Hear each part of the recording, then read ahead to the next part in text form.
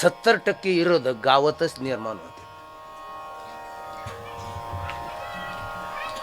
हा, आणि 30% लोक चांगलं म्हणतात. 70% तुमच्या जवळची म्हणते येड येते, त्याची काय नदी लागत. आता मा मित्र किती 25 वर्ष सरपंच होता का नाही, 25 वर्ष सरपंच होता. तिने तिची जमीन विकली 6 एकर गावाकरता. तरी गाव म्हणलं तेवढं वारास आहे. हो,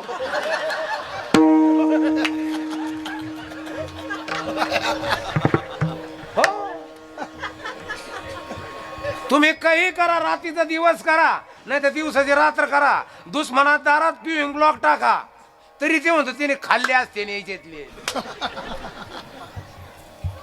सरपंच हे तुमच्या करता बी बरं का.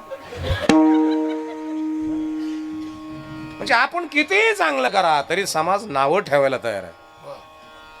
तुम्ही कितीही पतीला साथ द्या, कितीही चांगलं करा, तुमच्या वाट्याला दुःखच आहे.